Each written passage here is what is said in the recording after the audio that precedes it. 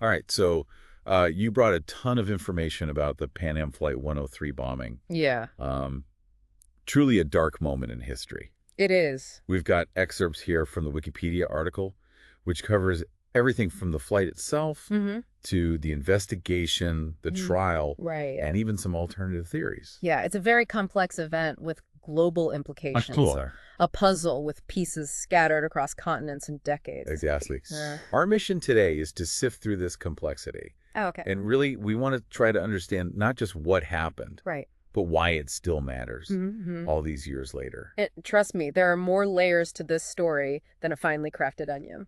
Speaking of layers, did you know that the plane involved, Yeah. Clipper Made of the Seas, was actually the 15th Wow. Boeing 747 ever built? That's incredible. Talk about a piece of aviation history meeting a tragic end. Yeah, it's almost poetic in a way, and that tragedy became all too real when investigators meticulously pieced together the wreckage and found a 20-inch hole in the fuselage. Wow. That hole told a very chilling story. A bomb detonated in the forward cargo hold. That's where the real detective work began. And get this. Okay. Among the debris, they found a fragment of Uh-huh. a Toshiba radio cassette player. Really? Yeah. Oh. Sounds mundane, but it was a huge clue. Oh. Turns out, similar models were used by terrorist groups Wow. to conceal bombs. Oh my gosh. Yeah. It's amazing how seemingly insignificant details I know, right? can become pivotal in a case like this. Yeah. Investigators traced fragments of clothing found with the bomb back to a shopkeeper in Malta, Oh, wow. and his testimony would later prove crucial in the trial. It wasn't just some abstract event. You Yeah. know, we're talking about real people, Right. real lives lost. Mm-hmm. 35 of the passengers were Syracuse University students Wow. flying home for Christmas after studying abroad. Oh my. Imagine their families, the anticipation turning to just unimaginable grief. And the ripple effect of that grief extended far beyond Scotland. Right. 190 American citizens were on that flight, Yeah. making it the deadliest terrorist attack against Americans at the time. Here's something that has always stuck with me. Okay. The U.S. received warnings about a possible bombing weeks before the attack. Really? Yet, for whatever reason, this information wasn't acted upon. Wow. It makes you wonder, could this tragedy have been prevented? It's a question that has haunted many involved in the investigation. Yeah. In those initial days and weeks, the world was just desperate for answers. Of course. And a whirlwind of accusations and claims swirled around.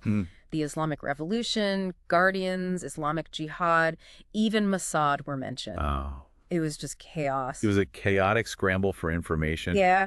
with truth often tangled up in speculation. Yeah. Eventually, in 2003, Libya accepted responsibility for the bombing Okay. and paid billions in compensation to the victims' families. However, even with that admission, there were still questions. Gaddafi himself, while accepting responsibility on behalf of Libya, always denied personally ordering the attack. Oh, wow.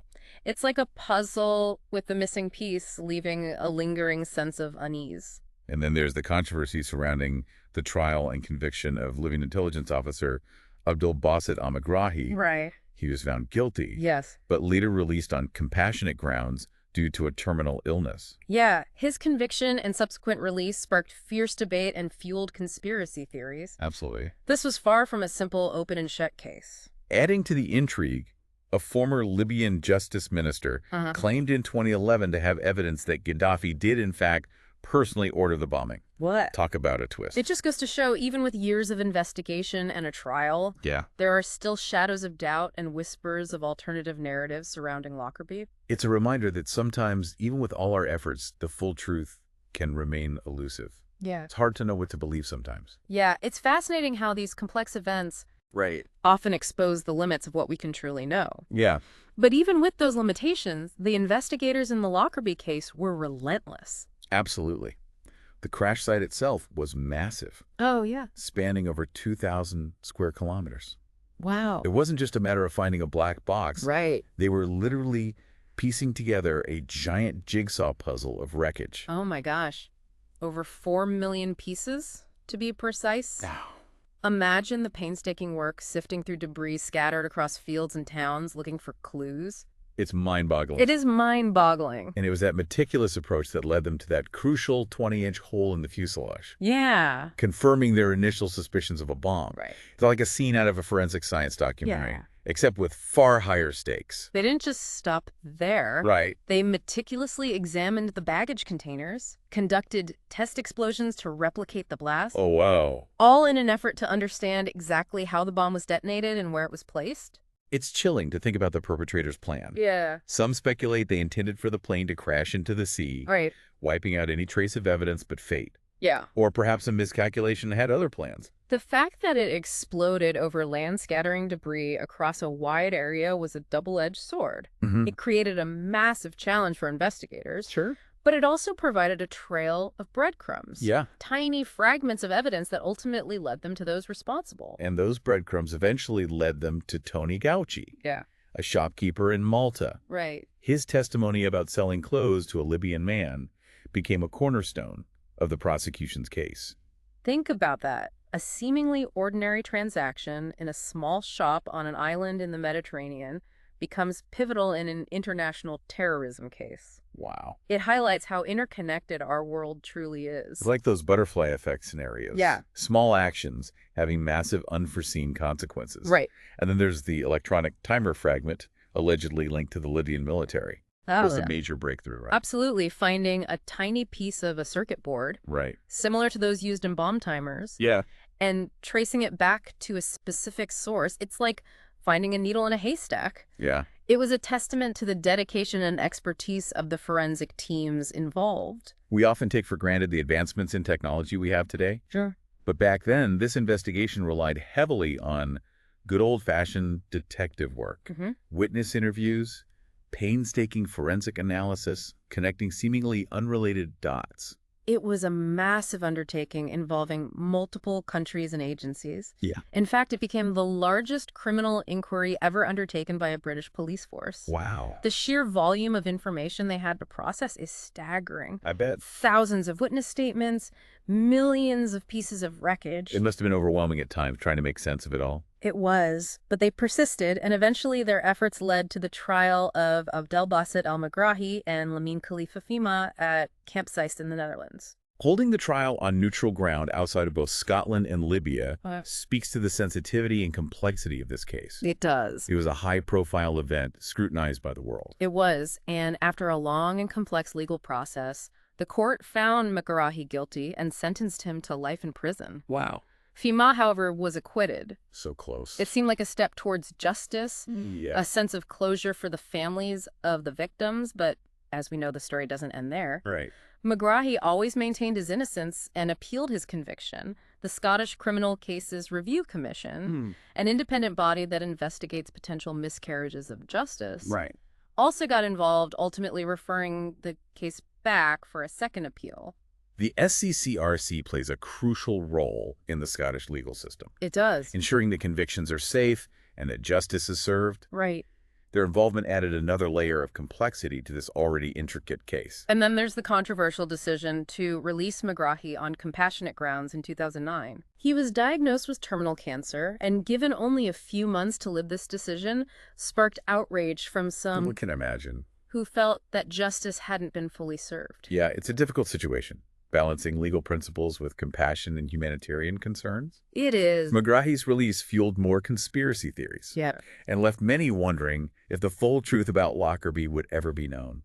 It's a reminder that even with a trial and a verdict, Right. complex cases like this often leave lingering questions and a sense of unease. Absolutely. The Lockerbie bombing wasn't just an act of terrorism. Wow. It was a tragedy that exposed the intricacies of international relations, the fragility of security systems, and the enduring power of human resilience in the face of unimaginable loss. Yeah, it really makes you think about, the limitations of our systems, Yeah. the human errors that can lead to devastating consequences, Right. and that long shadow that terrorism casts on the world. It's also a stark reminder that events like this don't just exist in history books. They leave behind real human consequences that continue to ripple outwards for years, even decades. Absolutely. And while we can dissect the investigation, the trial, the political implications, it's crucial to remember the human cost. Right. Behind the headlines, the legal arguments, Yeah. all the conspiracy theories are families whose lives were just irrevocably changed on that December night in 1988. That's why the memorials and tributes to the victims are so important. Yeah. Whether it's the Lockerbie cairn at Arlington National Cemetery or the Remembrance Week at Syracuse University, Right. these acts of remembrance allow us to connect with the personal stories, the individual lives lost, and the enduring grief of those left behind. It's a testament to the power of collective memory, It is. honoring those we've lost and ensuring that their stories are never forgotten. Yeah, and it also speaks volumes about the resilience of communities like Lockerbie. Right. The outpouring of support and compassion in the face of such immense tragedy. It's a reminder that even in the darkest of times, humanity can shine through. Absolutely. The kindness of strangers, the willingness to help, to offer comfort, to rebuild. These acts of compassion are a powerful antidote to the hate and destruction that fueled the bombing. It's almost like a counter-narrative, Right. a testament to the strength of the human spirit in the face of adversity. But beyond the emotional impact, Yeah.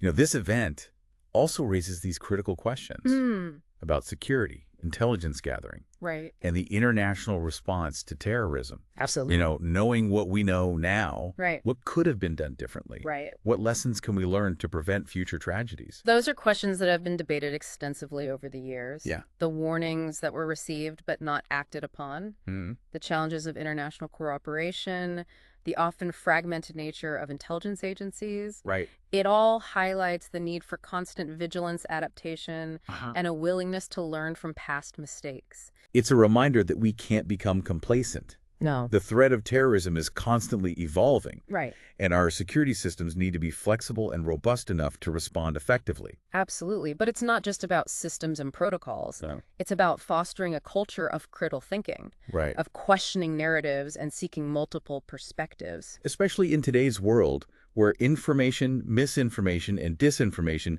flows so freely. Right. It's crucial to develop the skills to discern fact from fiction, to be wary of simplistic explanations, and to embrace the complexity of these issues. We've seen how easily conspiracy theories can take root. Oh, yeah. How quickly misinformation can spread, Yeah. often fueled by those seeking to exploit tragedy for their own agendas. It's a reminder that we all have a responsibility Yeah. to be discerning consumers of information, Right. to critically evaluate sources, and to engage in respectful dialogue, even when viewpoints differ. And that's where I think the real value of this deep dive lies. Yeah. The Lockerbie bombing wasn't just an isolated incident. It was a tragic event that forced the world to confront the realities of terrorism, the complexities of international relations, and the enduring need for dialogue, understanding, and cooperation.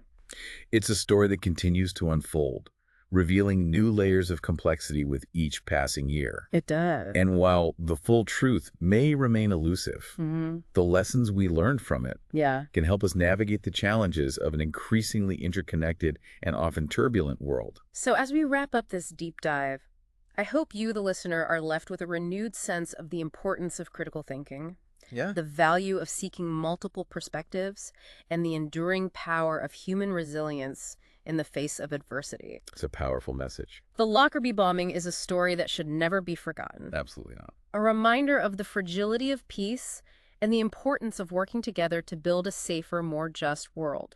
Couldn't have said it better myself.